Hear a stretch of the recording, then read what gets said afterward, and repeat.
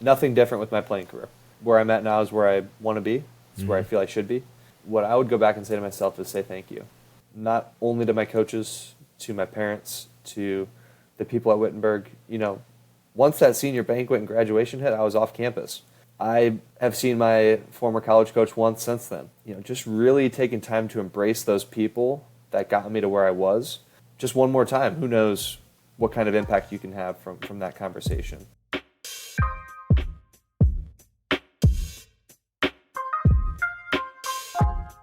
Hello and welcome back to The Next Act. I'm your host, Keaton Hall, with my co-host, Matthew Roop. While you're here, make sure you go subscribe to the YouTube. Make sure you download the podcast on Spotify and Apple Music.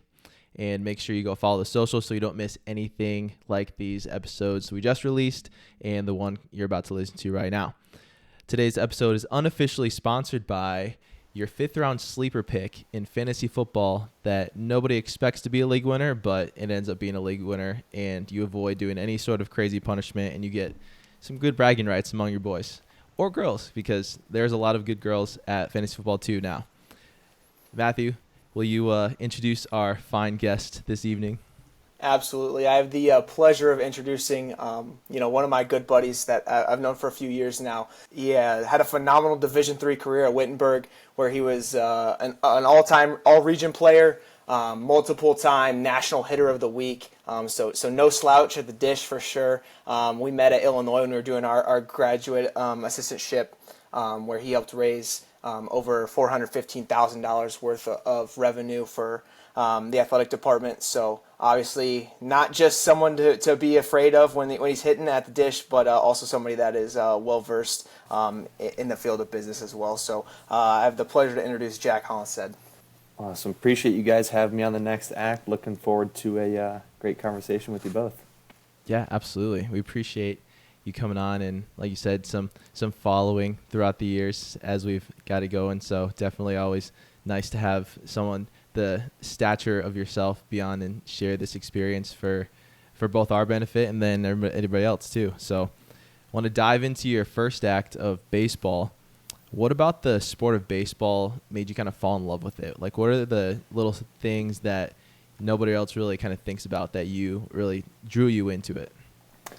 I would say I come from a family that loves sports, whether it was watching, playing, if ends and buts. We were all about sports in our family, and baseball just happened to be the one that I was kind of good at. I tried football, didn't want to go after people's necks and hurt people, so wasn't very good at that. When it came to basketball, Matthew knows the jump shot's not really there, so that kind of got crossed off the list. And I also swam and was okay at that. So it really just came down to being good at baseball and swimming. And what really drew me in, I would say, was the support that I had. From all my family members. My dad tearing his rotator cuff over the years just playing long toss with me. Or my brothers destroying ground balls in our bumpy backyard, telling me to get in front of it. Mm-hmm. Or my mom sitting in the garage throwing balls at me in my catcher's gear, telling me to keep it in front.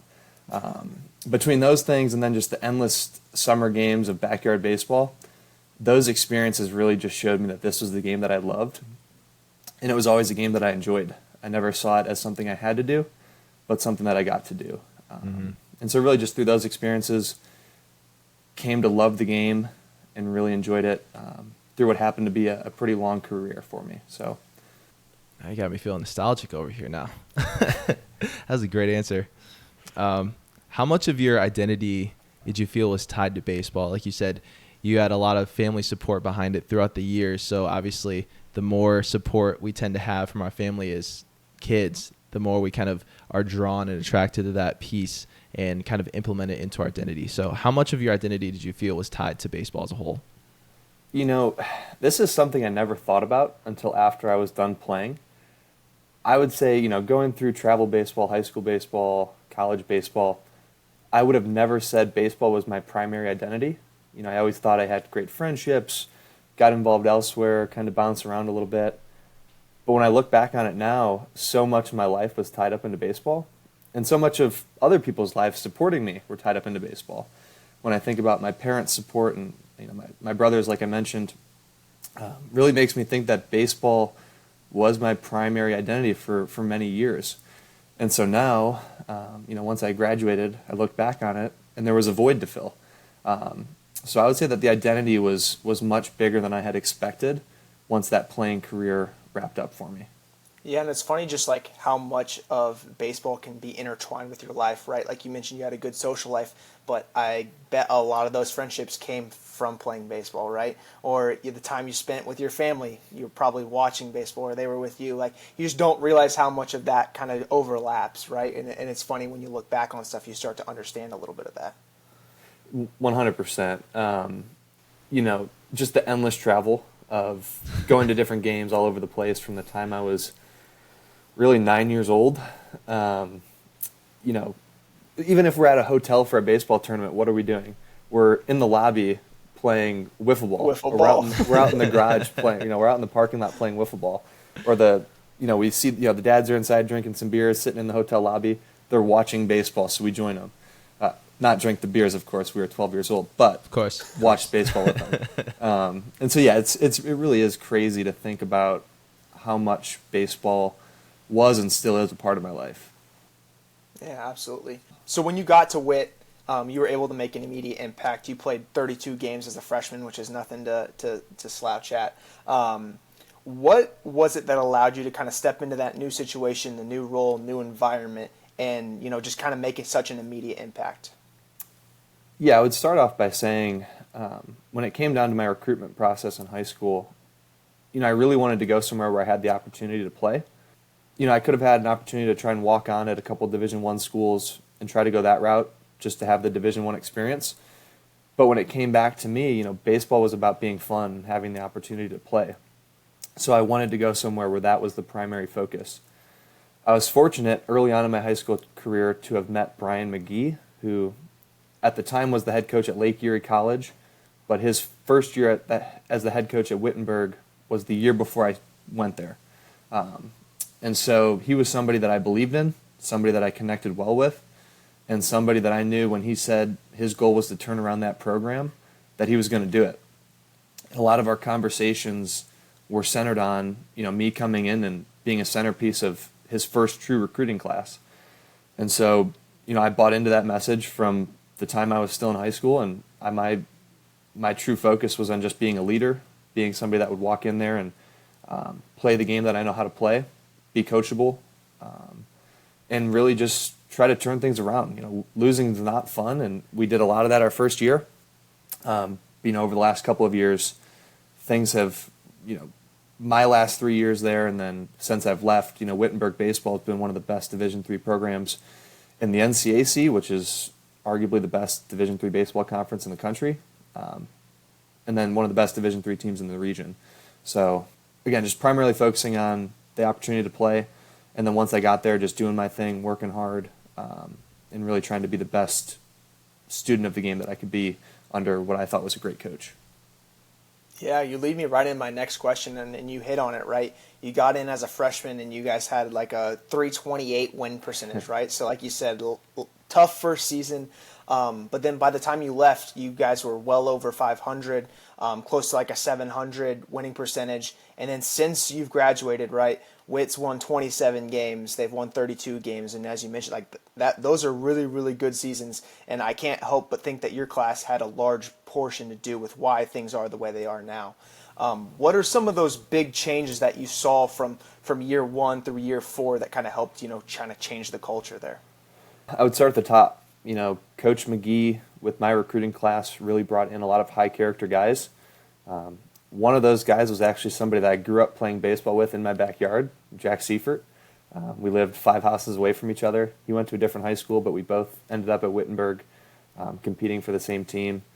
But, from Coach bringing in just incredible recruits from his time there through now, and people buying into his message, right? Brian McGee can be a tough coach. He puts you through the ringer, he challenges you. But for guys that are willing to accept that and understand that he's there to make you better and to put a team on the field that can win, there's really no better coach. And so him and I got along really well. And the guys that understand what he's doing, they buy into that message.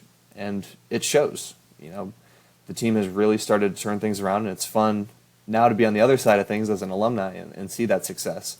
So, I won't say that I had a lot to do with it. It was more so the guys that I was surrounded with, and as a group, we really helped to turn the ship around. And I think Wittenberg baseball is going to be in conversations for national championships relatively soon. And I think once they get there, there's no leaving that podium.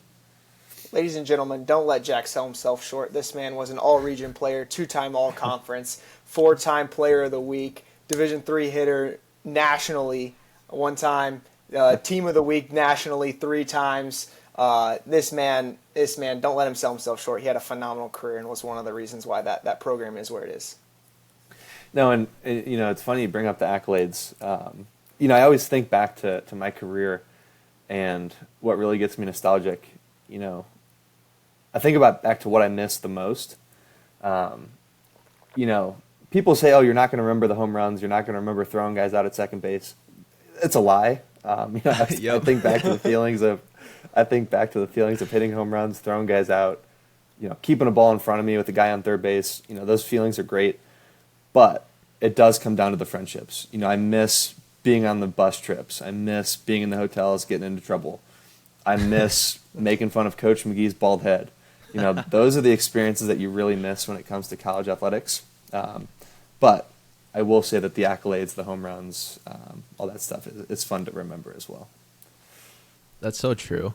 Like the sentiment behind, oh, you're not going to remember the wins and losses, and you're going to remember the relationships. Like, yes, you are going to remember the relationships, like you said, but if you don't remember all the sweet kind of feelings that come along with, like you said, hitting a home run or throwing a guy out, turning double play. For me and Matthew, it was hitting a 3 in a crunch time situation, or for Matthew, getting a key stop at the 90th minute when you guys are up 1 goal. Like, those are the things that, one, you trained for.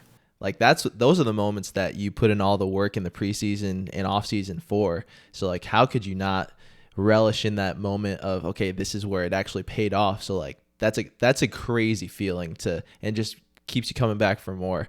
But it's just, if you completely forget an entire part of your life and all the memories and experiences and feelings that came along with it, that's not doing yourself a service in terms of all the things that you learned or are able to build on as you go into your next act, but it's also kind of a disservice to all the people that poured into you in that first act. Like you said, like, I think all 3 of us had very supportive families that we bonded a lot over tournaments on a weekend or in a hotel room, and just all the sacrifices that were made on so many ends. Like, you definitely remember all those things as well. So that's a great point you bring up. It's funny you bring up the sacrifices. Just a couple days ago, I was going through my phone, just clearing out some storage space because Apple keeps telling me that I'm running low. And I came across some videos from my senior year of playing baseball. And there are a couple videos of my home runs. And I think my mom was behind the camera, or she was sitting close to somebody who was filming it. And, in the moment, you think about how excited I was. But I'm listening to those videos, and all I can hear is my mom just going crazy. Yep. And so you think about, how invested your parents are into your career and to your success. That was one of those little moments that day that made me feel really good. Mm-hmm. And it just shows that your parents really love you and they really care about you, and they support what you're doing. And to go back and relive that a little bit felt really good. Yeah, absolutely. Well, that was unexpected kind of side note for it, but I loved it. Like, that's why we asked the follow-up questions, right? It's all the good stuff that comes out of that.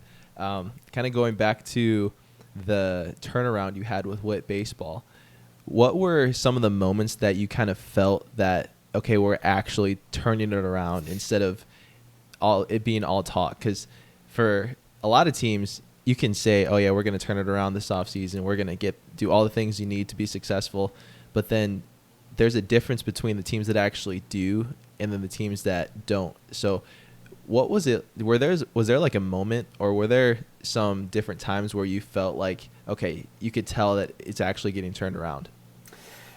Yeah, I would say, our freshman year, Coach McGee really challenged us to be on top of our things, you could say. And that that not just from a baseball standpoint. We're talking from getting your study hours to being in class to not wearing your hat when you sit down in a class to sitting in the front row to sitting together in the cafeteria to just a variety of things to bring people together and hold people accountable. And, that hadn't always been the culture at Wittenberg. So that first year for us, us freshmen that walked in, we kind of bought into that because we just felt it was a way of life. But you still had 3 classes of guys who were buying into it, right? Would never say that they weren't, but it was still different. Mm-hmm. And so there was a lot of punishment, you could say, from things that weren't necessarily getting done. And so that could be, I remember one day it was just running, it was tire flips, it was abs, it was anything and everything but baseball for a good 2.5 hour practice. And it was at that moment, you're like, all right, like this is real, like let's get our stuff together. And then from then on out, for my next 3 years, we never really had a practice like that. Obviously we ran our famous triangles, start at home plate, go down the right field line to the left field pole, back to home plate. That was one of Coach's favorite. Everybody get to home plate and, don't be last. But, guys really bought into the culture of accountability. We bought into that, and we bought into the idea of being a team. It goes back to the whole identity piece. When we weren't playing baseball on the field, who are you hanging out with on Friday and Saturday nights? Yeah. Sometimes Wednesday nights, sometimes Sunday, whatever night of the week, you're hanging out with baseball guys. Mm-hmm. And I think that really started to switch, with my class.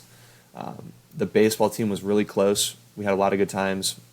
And all that coming together with accountability and just top-tier baseball players, that really led to this shift that Wittenberg baseball has had over the last couple of years. And it kind of, just like quick kind of little anecdote from that. There was one point, I remember talking with Matthew about this, that we realized in college that everything affects everything. And so in order to stay on top of your stuff, like you were saying, in order to get a good workout in order to prepare yourself for the season, you got to put yourself in the best position possible for that workout, which means being rested, being recovered, being ready for it. And you can't be ready for it and rested if you're staying up too late the night before because you're procrastinating on homework that you end up having to stay up late to study for. And if you're procrastinating before that, who are you hanging out with? So it's all just connected one way or another. And I think the moment that we both realized that, we were able to kind of shift our perspectives on how we managed our time because we had that ultimate goal that we were kind of going toward. And it just made it, working backward from that, so much easier to see all the little steps that had to happen in order to get to where we wanted to go.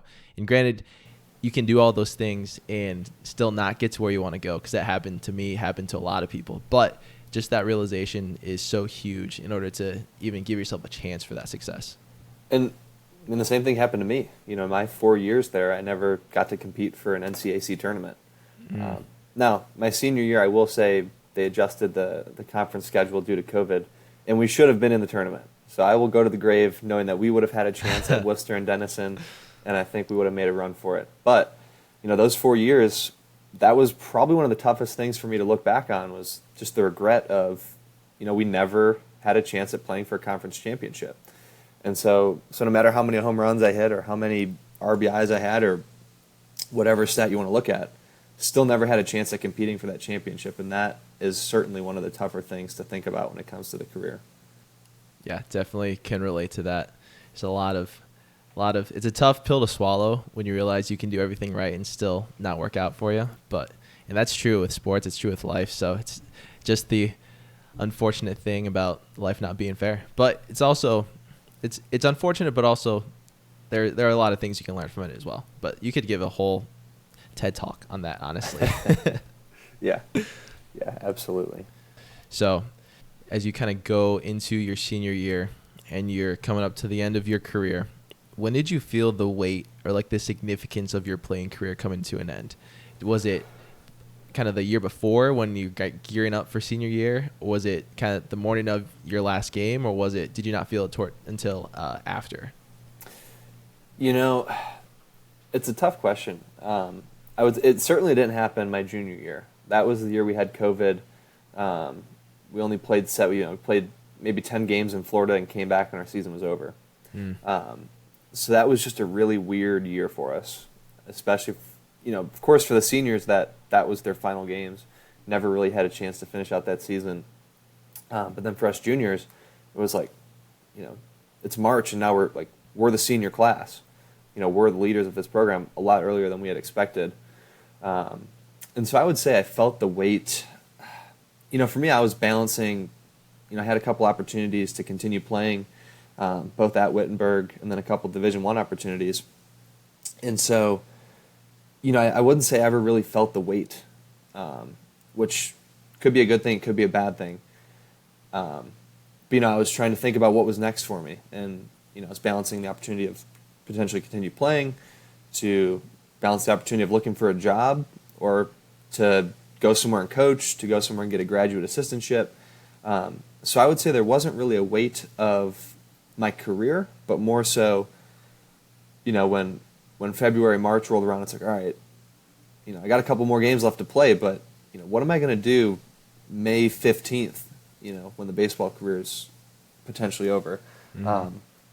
And so it was just, sort of balancing a lot of those things. I would say going through a little bit of a recruitment process while I was playing in college was a little bit weird. Trying to talk to other college coaches while I was playing for a college coach. Thankfully, Coach McGee was incredible about that. He had all the conversations for me, was super supportive. He knew what my goals were, and really supported me in that effort. So I would say it didn't really bear too much stress on me because he was so supportive about it. Just a multitude of things that came together all at once. And I think because of that, I didn't really think about the end of my career coming up until it was over. Because I was just so busy thinking about other things. And so, again, could be a bad thing. It could be a good thing. Never really know. Yeah, no, it's completely fair. I didn't even realize. It makes sense, though. I mean, if you're absolutely raking as a junior, you're going to have the attention of a lot of the other area Division II, Division I teams. So that would be an interesting kind of feeling, trying to balance that, like you said. What was the kind of emotional experience that you kind of went through after retiring from baseball when, like you said, you didn't really feel it until after it was over? So what kind of emotions were kind of going through your head at that point? I would say the biggest thing for me was needing to fill that competitive void. I come from a competitive family. My mom will be the first one to tell you that she will only go to workout classes, not because of the workout itself, but for the opportunity to compete against other people. and it runs through our entire family. Just very competitive people. And I love the platform to express myself and compete. And so, I wouldn't say that I was really ever upset. I would say that, I've had feelings of regret.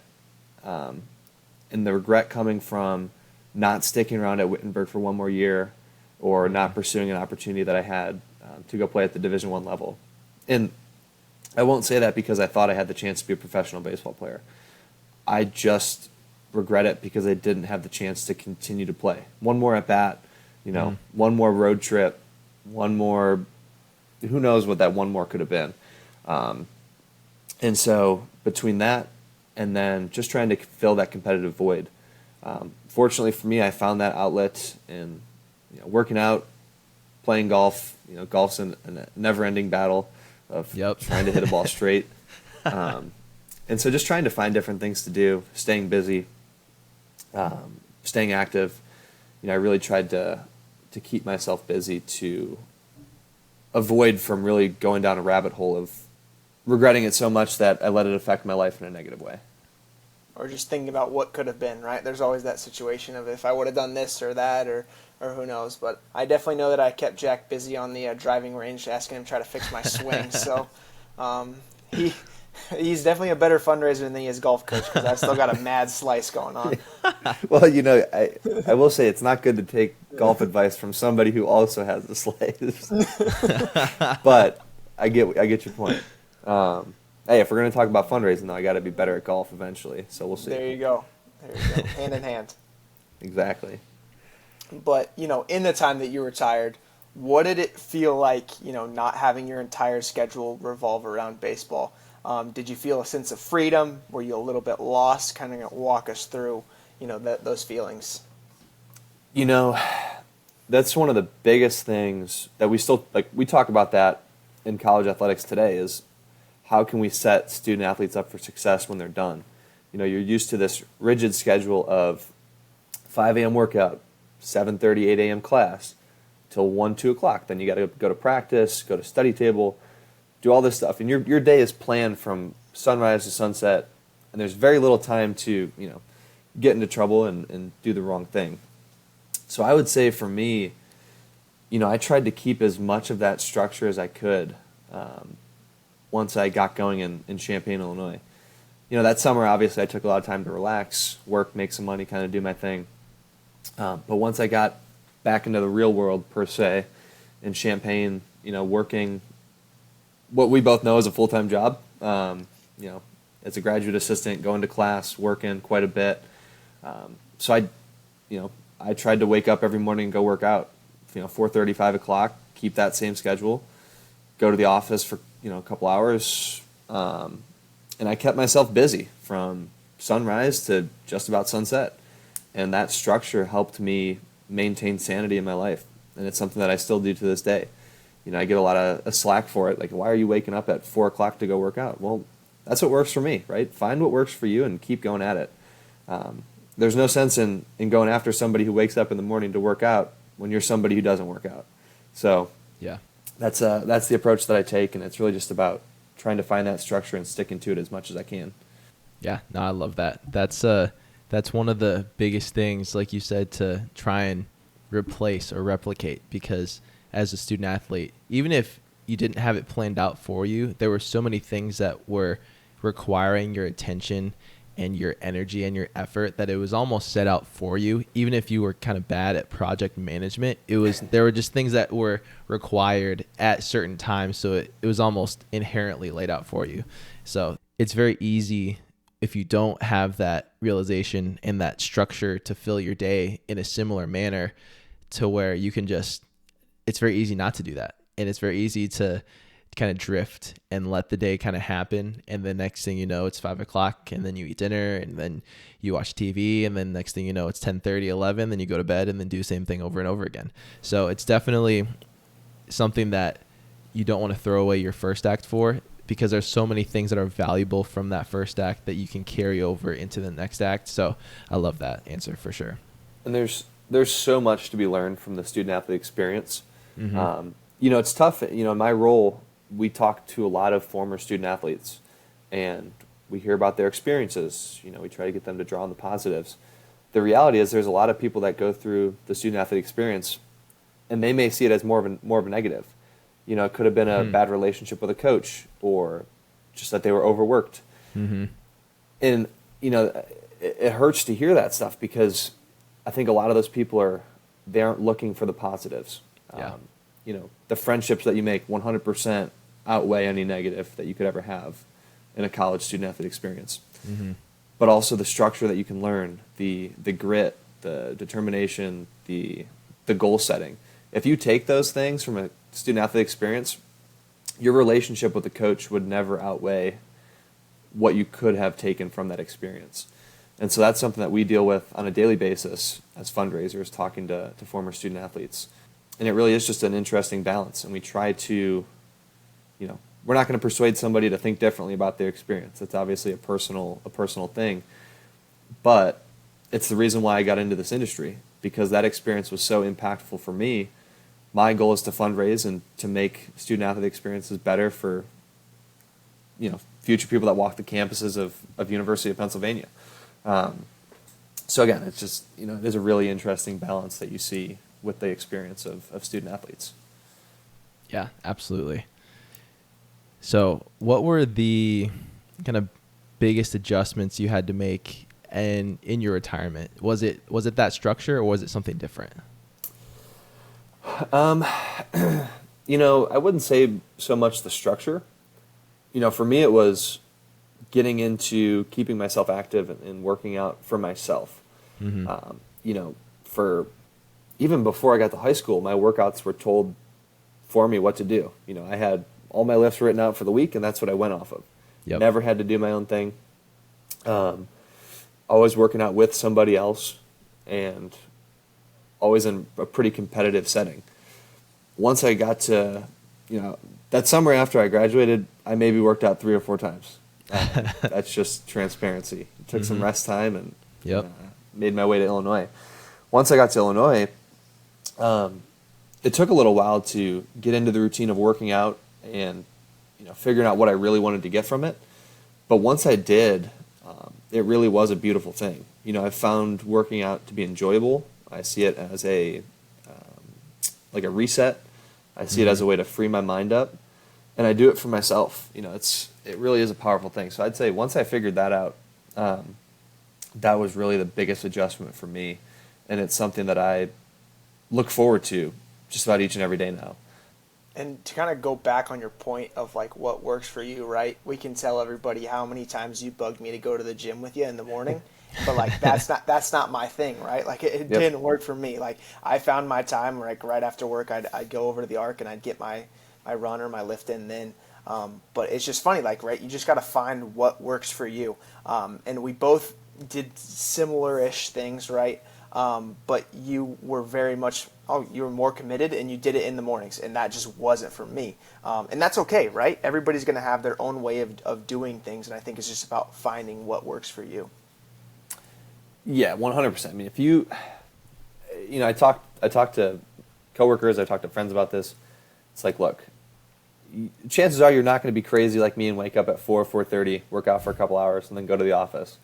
It's a crazy lifestyle, and it's 8:45, and I'm thinking about, I usually go to bed at 9 o'clock, but I'll put that off a little bit today. And so it's about finding what works for you, like you said, and just sticking to it. There's nothing better than building that consistency and then looking back 2 weeks later and saying, wow, I stuck to that for 2 weeks and I feel so much better because of it. And so once you find that, it really is a powerful tool to just live a better life. Mm-hmm. And when you got back into the workouts, were you doing similar trainings and similar workouts as you did as a student athlete? Because whenever I would try, that was one of the biggest adjustments that I had to make, was getting used to not doing as well or putting up as much weight or doing things as fast as I was when I was training like full time. Is that something similar that you experienced with that? For me, I kind of got rid of a lot of the explosive lifts that we would do in college. Yeah. One of my brothers actually did bodybuilder training for a few years and learned a lot from him. And so, of course, like, not a bodybuilder by any means, but I sort of took some of those lifts. I wouldn't say I'm going for any type of physique, but more so just putting up as much weight as I can and seeing what happens. And so I've actually, since my playing career is over, my weights have gone up quite a bit. That's awesome. And so it's just an interesting thing, a little bit of a different focus. The workouts, obviously, now I'm taking like hour and a half to 2 hours, as opposed to during the baseball season, those were 45 minutes long. Mm-hmm. So just a different shift for me. Didn't really do much of the same stuff that I did while I was still playing. Yeah, that's so fair. It's all part of finding that new balance and that new what works for you afterward. Yeah. That's great. Yeah, stair climber has become my best friend. Oh, that's a killer. That'll get you right, though. It gets you right.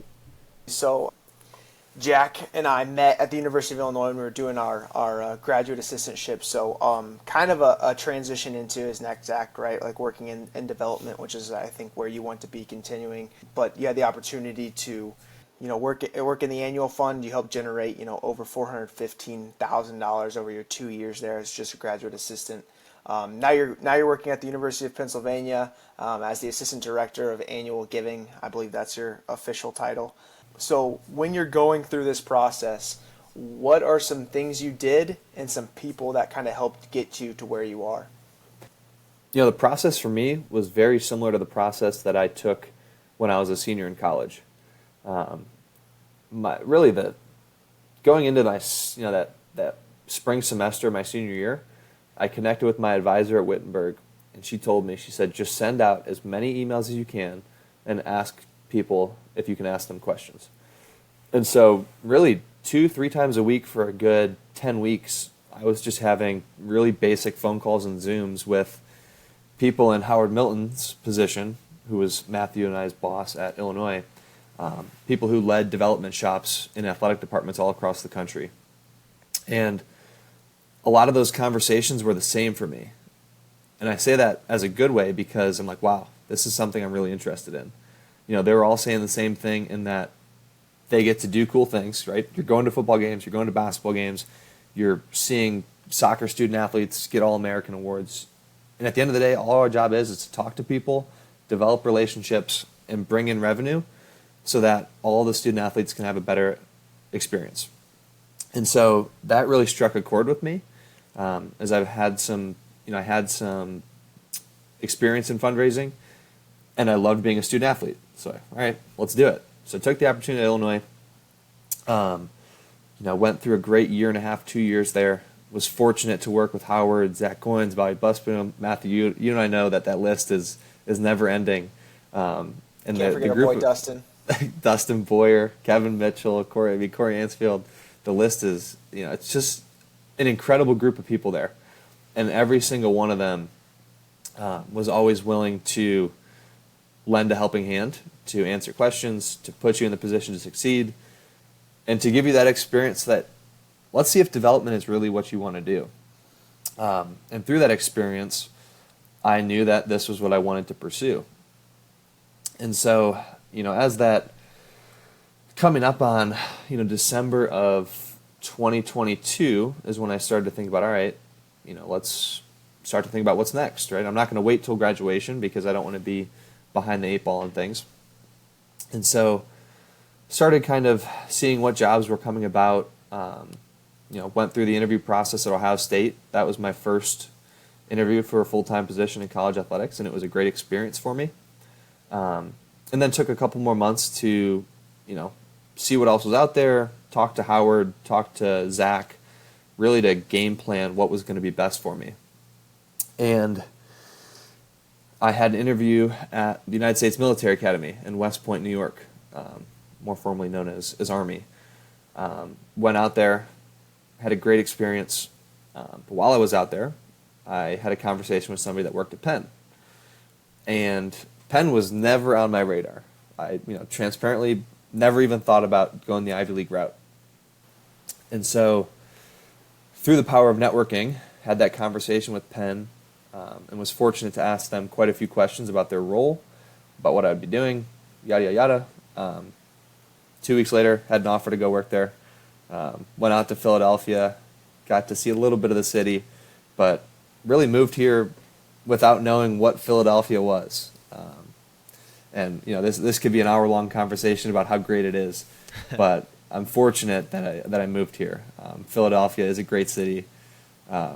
It's the city of brotherly love. The Northeast is a lot different than the Midwest, so a little bit of an adjustment. But I love it. Things come full circle when you're not really expecting them.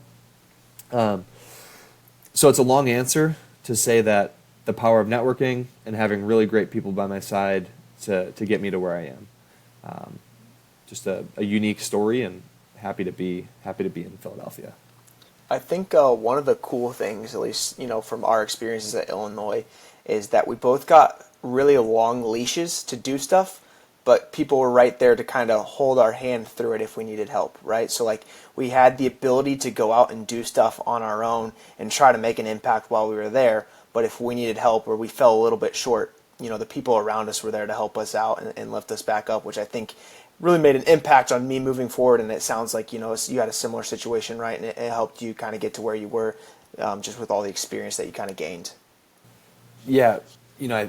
I've talked to a lot of people because the reality is I love networking. So I connect with people in development every week on LinkedIn and have conversations whenever I can.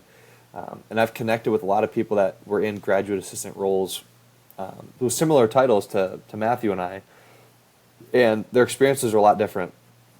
None negative, not saying that, but we really had an opportunity to be boots to the ground and act as full-time staff members doing who knows what, right? Whether anything it was and everything. anything, whether it was me talking on the phone to 50 donors a day, or it was driving Josh Whitman's truck to Decatur to switch out for him. Just a whole slew of things that really culminated into a great experience. And just really fortunate to have that experience at the University of Illinois, Champaign, getting into the Big Ten. It was great. It was really great. Yeah, it sounds like a prime example of not only having the opportunity, but also having the courage to be the man in the arena, essentially. You're giving yourself the chance to succeed by actually showing up and doing the things that are probably a little uncomfortable at the time, expanding your comfort zone in order to network and talk to 50 donors a day and talk with people on LinkedIn in order to figure out, okay, I see this and I see all these people where I want to be.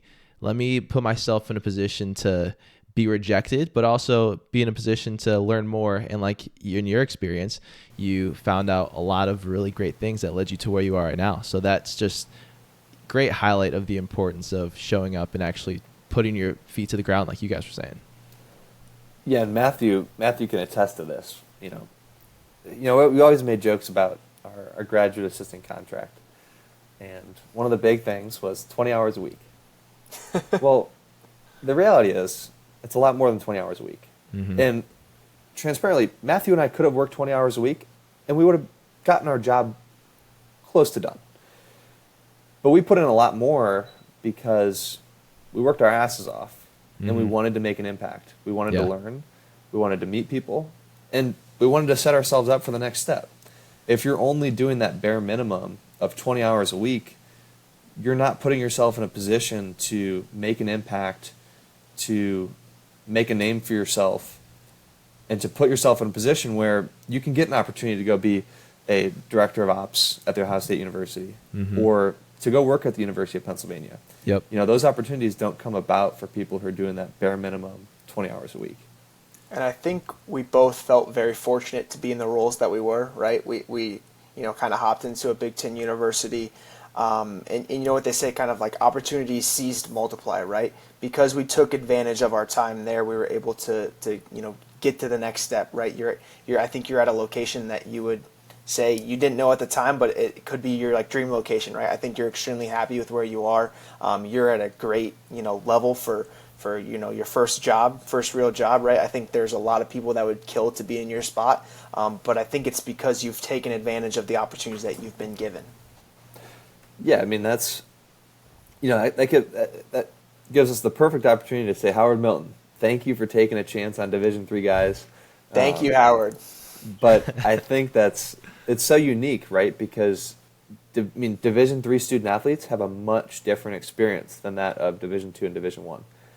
And when you put us in a position to where we see that Division I experience and we have the opportunity to work our asses off like we did for 4 years while still carrying the demands of being a student, we're not going to let that go by without taking it for what it's worth.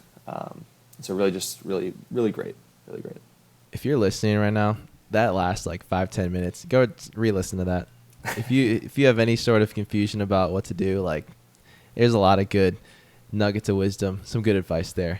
So before we go on, re-listen to that. Just replay. Do yourself a favor. So like you said, with sports, there are some defined goals and directions that everyone works toward that help shape our daily structure and actions. After that's over, like we talked about, finding that new guiding direction can be one of the most difficult things to replicate in your next act. What are some things that you've done to help you find that new long-term direction?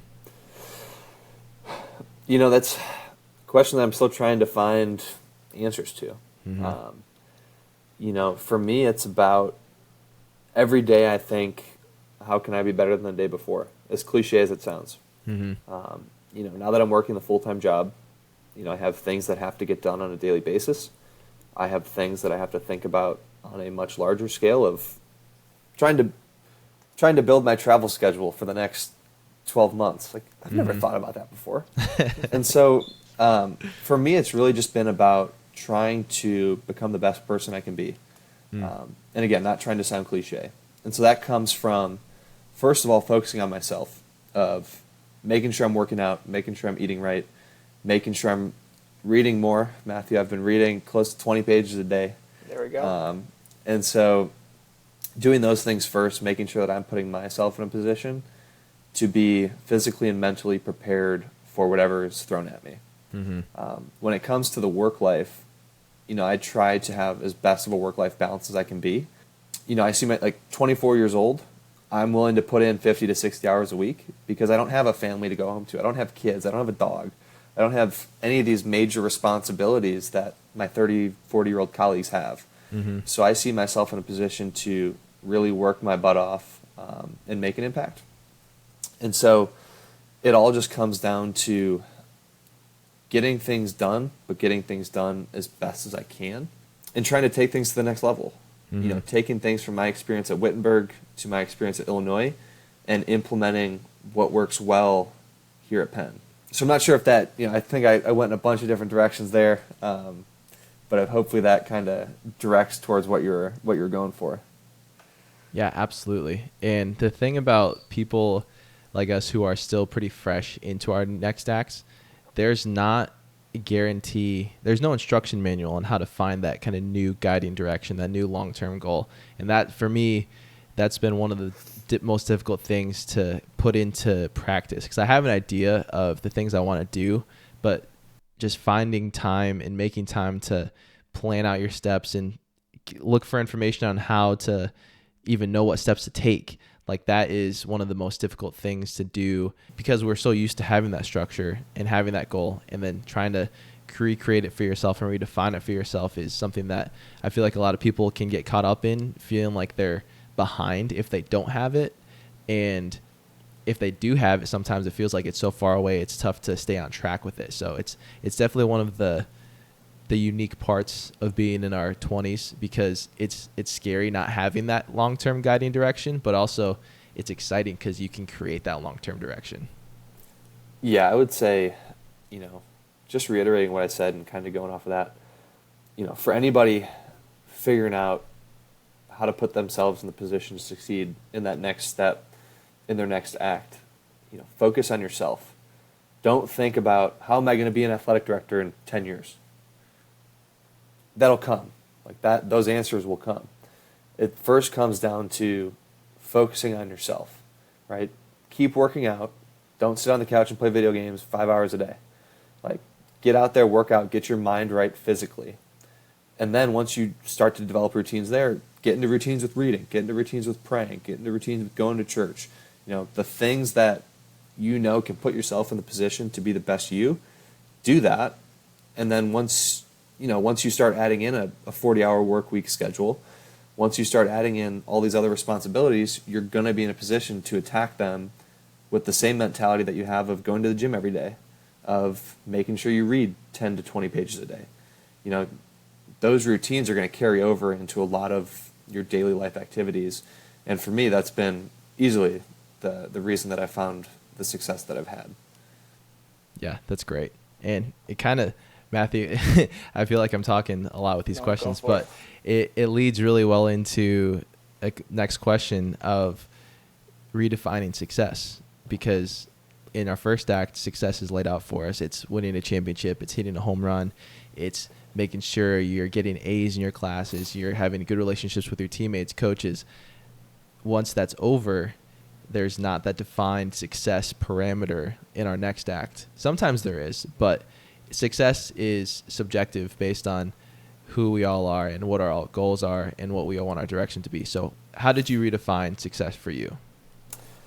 Yeah, I think the first easy answer to that question is, in the world of fundraising, fortunate to have a position that there is a numerical goal and you're able to see if you get there. Yeah. But that's not to say that how much you raise is the only measurement of success.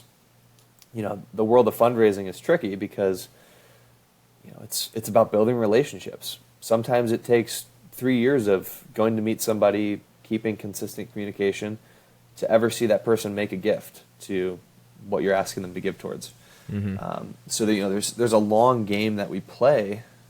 It's not a game. It's really not. It's about developing these relationships, getting people to feel motivated to give back to something. Yeah. So, success, you could say, is easily defined by a number that we fundraise every year. Personally, I determine my success on the ability to maintain relationships. I've been fortunate. One of my best friends since second grade, Luke Rosante, shout out to him. He actually just graduated from PA school in Virginia. Let's So go. he's moving back to Cleveland, studying for his exam at the end of the month. Hopefully make the move out to Phoenix by the end of the year. But I determine success on just staying in touch with people. Matthew, like we mentioned before the call, it might just be an Instagram video of silly things we could say. But that consistent communication, I know that you're somebody I can rely on. If I do pick up the phone and call you, maybe you're out coaching, but I know I'll get a call back at some point. Calling my mom every day, hearing what she has to say, sometimes venting to her. I define success on staying in touch with people, keeping those strong relationships, and really just being the best son, the best friend, the best former teammate that I can be. There's a few teammates that I haven't talked to since our senior banquet the day after our last game. But I know that if one of those guys calls me tomorrow, that's probably going to be a close to an hour-long conversation, and it's going to feel like there was never time left. Mm-hmm. So really for me, I haven't really set parameters on defining success for those things, but being able to reflect and knowing, all right, was that a good phone call with my mom today, or was I engaged, or was I just listening to listen? And so just kind of focusing on those things, making sure that you're being a good person, and just being a good person. There's really nothing else you could do than be a good person. I think being a good person encompasses a lot of different things, so I think that's just a good standard to try to live by, right? But now that you've kind of gotten the opportunity to work at two, fairly prestigious universities, one obviously you're still at Penn, but what are some experiences or some traits that you've gained or had the opportunity to go through that you're going to take with you moving forward? I think I just came up with a tagline earlier in this of the 20 hours a week thing. Kind of like that. So the first one's first is, you might have these set parameters and goals of work this many hours a week, do this many things a week. But if you want to work in college athletics and you want to make an impact and you want to elevate yourself, you can't do what's written on a piece of paper. You really have to go above and beyond. The reality is college athletics, it's not the highest paying industry. It's not the most beautiful work-life balance. But at the end of the day, like I said, we get to do a lot of fun stuff. We get to talk sports. We get to watch 18 to now like 24, 25-year-olds do their thing and just compete. There's nothing better than going to a college sporting event and just watching kids go after it. I got here, and one of the sports that I work with in fundraising is rowing. A sport that I've transparently never watched, certainly never participated in. And yet here we are, our women's team, competing for a national championship. I believe we finished in 6th. We had both of our men's teams very, very highly regarded in the rowing community. And then our women's teams goes over to the Henley Royal Regatta and finishes 2nd, which is the most prestigious rowing event in the world. And so the world of college athletics really opens you up to a world of opportunities. And being able to work here at Penn, at Illinois, as a student athlete at Wittenberg, you're just surrounded by people who are competitive, who want to win, and it's such a unique environment. There's really nothing better than the world of college athletics. And so, again, I don't think that answers any bit of your question, but it's just it's so unique to be in this environment. It's why I'm so passionate about what I do. And I think the big thing for me is like being around like-minded individuals, right? People that are working towards the same goals, even if it's not directly, right? Like, the rowing team obviously wants to win a rowing championship, and the basketball team wants to win a basketball championship, but they're all trying to win a championship. They're all trying to do what's best for the university. And I think that makes such a big difference in just the environment and the culture that you're in. And it makes everybody better, right? As a university, as an athletic department, you're at your best when every sport is at their best, right? So you got to be rooting on one another. The support's there. And I think that's what the culture that you'll find in any business, organization T-ball league, whatever it is, right? Those are the kind of organizations that you find success in. But as you kind of continue to climb the ladder of the corporate world, I know we've had discussions about what your dreams are moving forward. But what are some culture aspects or some leadership elements that you've seen or maybe you haven't seen but you want to implement when you're the top dog? What are some of those elements that you want to bring to your organization? This is something that I've been thinking about quite a bit, and I've wanted to start a little journal of just things that I want to do when I have the opportunity to lead an athletic department one day. One of the first things on that list is not very serious, but golf shorts to work. And I say this for quite a few reasons, and not just to be more comfortable. But the reality is we work in athletics. We're not on Wall Street. We're not in a hospital. We are a group of people that are working for kids who are in the gym sweating their butts off, who are going onto their fields competing, who are doing all these things in sports. We're coming to an office where our job is to focus on making that environment as best as it can be. Wearing a shirt and tie to that environment doesn't make sense to me. It might to other people, and to each his own. So for me, one is just comfortability, right? Get into this workplace, put yourself in the best position to be comfortable, because I know if just that little step, we do that here in the summertime, we're allowed to wear golf shorts to work. Just that little switch for these last couple of months, I don't have to walk in the 90-degree humidity in pants, sweating my butt off, then going to sit down and having to try to focus within a few minutes on what I have to do that day. Mm-hmm. So just the little things like that, first and foremost. The second one being, I think through the experience of a graduate assistant, really wanting to create a unique graduate assistant program, graduate assistant offering. And I say that because I know how valuable it is to me and how valuable it is to so many leaders in college athletics. So many people walked in the same shoes as I and as Matthew. And you don't see any unique graduate assistant programs per se. I know ours at Illinois was a little bit different than the norm, but why aren't we giving graduate assistants an opportunity to walk around with an athletic director for 2 weeks, to go through their same exact schedule with them, to travel with them, to see what it's like to sit at a podium in front of all the local reporters and answer about UCLA and USC coming to the Big Ten? Just going through the meetings, to going through the documents. If I have a graduate assistant that wants to be an athletic director, let's show them what life is like. Because all I've heard from so many people is like, oh, you really want to be that? Like, yeah, I do. Absolutely, I do. But just that experience you can get from showing somebody that, I'm like, oh, maybe that's not for me. That person can then start to realize, all right, then what is it I want to do? So focusing on interns, on graduate assistants, making sure that they have an opportunity to not only make an impact, but also to really shadow, to really learn, to follow in the footsteps, to see what it's like on the front lines of these major positions that we say we want to go for. And then lastly, I've been fortunate here at Penn to work from home a couple days a week. And that is on a much larger scale of just a great understanding of work-life balance. Penn really embraces the idea of, look, we're going to get our work done. In college athletics, as a fundraiser, our job is 24/7. If a donor calls me on a Sunday at 5 o'clock, I'm going to be more concerned that they're calling me and have to pick up, like, why is this person calling me? I have to answer. And so, Penn has a really good understanding, and so did Illinois, of, life happens. If you have a doctor's appointment, if you have something going on, take care of it, get your work done when you can, and then work from home a couple days a week. Don't have to worry about taking the subway in and doing that thing.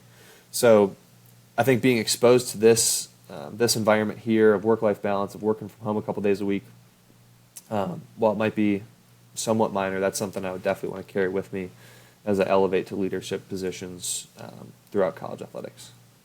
Yeah, that sounds like a very unique place that I would want to work at. Sounds like sounds like a place where you're going to attract a lot of top talent, which I think is a great approach to have, because all the people in the athletic department are the ones that make it go around, the ones that are helping make that success happen. So I think that's a very practical and successful approach. Obviously, it's yet to be seen, but I would, from my perspective of someone who would be looking for a job in athletics, like that, those are three things that would be huge benefits that would kind of give you a competitive advantage over a different athletic department who would be competing for that top talent as well.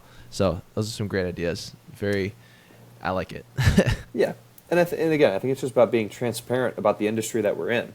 Mm-hmm. We're not solving cancer. We're not on Wall Street talking about massive amounts of money. Mm-hmm. We are talking about sports. We're talking about student athletes and their experience. First and foremost, helping them graduate, putting them in positions to succeed upon graduation, but then also talking about putting competitive teams on the field. To me, that doesn't require a suit and tie. Mm-hmm. There might be certain events where it does, and that's where you have to be professional about it and get it done. But to me, that requires people being cooperative with one another, to collaborate, to be open, and let's put people in the position to be comfortable and do what you want to do to make that happen.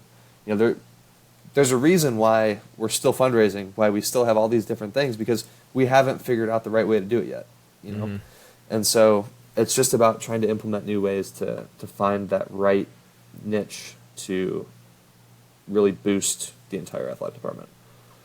Well, I think you found your first 2 applicants right here. So let us know when you get it done. 100%.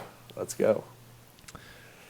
So as we kind of come toward the end of the episode, I want to say it's been a great conversation. I've absolutely loved hearing your story and your perspective on all these things. Very relatable to a lot of things I think about and experience as well. The last question before the final 2 questions that we'll ask, knowing what you know now, what's something you would go back and tell yourself as you came to the end of your playing career and about to go into this new phase of life and trying to navigate a lot of the uncertainty? It's a hard-hitting question. For me, it would be nothing different with my playing career. Where I'm at now is where I want to be. It's where I feel I should be. What I would go back and say to myself is say thank you. Not only to my coaches, to my parents, to the people at Wittenberg. Once that senior banquet and graduation hit, I was off campus. I have seen my former college coach once since then. Just really taking time to embrace those people that got me to where I was. Just one more time, who knows what kind of impact you can have from that conversation. And just being honest with yourself, saying thank you to people, showing some humility, and knowing that those people are the reason that where you are today. That's a heck of an answer. I was about to say you've given a lot of impressive answers, but that might take the cake, honestly. That was great. I think it goes to why I'm in the industry that I am with fundraising, right? I'm a huge relationship person. The world runs on relationships. It's not about what you know, it's about who you know. But again, the power of, had one of my teammates come up to me in those final days, and again, I didn't do this to them, so that's why I'm saying I wish I had. Going up to Jack Seifert, who I grew up with for so many years, and just saying, hey, dude, thank you for this past 4 years. For growing up together, to playing in the backyard, to playing here at Wittenberg. Thank you for the times that we've had and for getting me to where I am. That's something that I wish I would have done. That's just a conversation that would catch somebody off guard. But it's meaningful, right? We are thankful for those people, so why aren't we saying it? So that's where I'm at with that one. Like Matt said, heck of an answer. Absolutely love it. So as we go to the final 2 questions, I know Matthew probably want to add on to this as well, but want to take a second to acknowledge you both for the career that you had as a baseball player, since it was something very noteworthy, and also all the things that you're doing in your next act in your career at Penn. And from what I've gained from this conversation, all the relationships that you're building and all the people that you're affecting along the way in a positive manner. There's a lot of good that's going to come out of all the relationships and interactions and the way that you're approaching this next act, both direct and indirect, that you might not see and you will see, but just want to take a moment to acknowledge you for that, for sure. Yeah, and I appreciate that. It's, in our job, right, the best thing we can do is get people to talk about themselves. And it's fun to draw on some experiences. It's fun to talk about things and to hopefully be a resource to some people. And so, I'm happy to, be a resource to anybody listening. Feel free to reach out if you want to talk about college athletics, if you want to talk about college baseball, if you want to talk about life, let's reach out, let's talk, let's start to have some of those conversations and help you find your way. Yeah, Jack's a phenomenal resource. I mean, just this hour has been just, a sliver of what, Jack has to offer. He's been one of the most impactful people in my life over the last, what has been now 3-4 years. I have nothing but great things to say about Jack. So if you do get the opportunity, go to LinkedIn, find him. He'll have a conversation with about anything. But he's an awesome dude with a lot of experience, a lot of wisdom, as you heard today. And he's on the path to do big things. So stay in touch with Jack. Appreciate that. All right, so the grand finale, the two questions that Matthew and I will ask all of our guests. The first one is, what does a life well lived mean to you? Again, it's another one of those questions that, do I have a sure answer? I don't think I do. But a life well lived to me is one where I commit to myself. I stay true to myself and who I think I am and who I want to be. But most importantly, family first. Being close with my parents, with my brothers, with my sister-in-laws, with the now 6 nieces and nephews that we have. Just being the son, the brother, the brother-in-law, and the uncle that I am to people that I hold so close to my heart. My life well lived is staying as close to them as I possibly can. And again, just being a good person, right? I'm in a position now where I have the opportunity to talk to a lot of people, and I can help them feel good about their experiences, and I can help them stay connected to an incredible university. And so from a family standpoint, from a career standpoint, to personal standpoint, it all comes down to just being a good person, doing the right thing, keeping relationships strong, caring about people, being empathetic, and always being willing to listen. Yeah, once again, a phenomenal answer. And then to kind of round out the podcast, when it's all said and done, how do you want to be remembered? How do you want people to remember Jack? I always had a nickname growing up was Smiling Jack. And I know that if I have days go by where I'm not smiling, I'm not the person that I want to be. Matthew, I don't take things incredibly serious. I think life should be, this life is not meant to be lived super seriously. Right? We have to have fun. We have to enjoy what we do. And so I take that with the approach of just stay smiling. And so I want to be remembered as somebody that has fun, that is, liked and respected, obviously those things, but somebody that you can always rely on. Somebody that if you need to laugh, you can give me a call. If you need to talk about something serious, I'm the same person that you can call.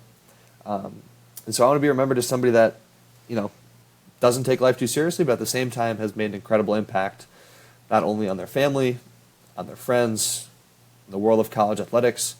It just comes down to being that good person who always tries to do it with a smile on their face. Well, I think it's safe to say you're well on your way to all of those things that you just mentioned. Well, ladies and gentlemen, you can count me as impressed. This is my first time meeting Jack.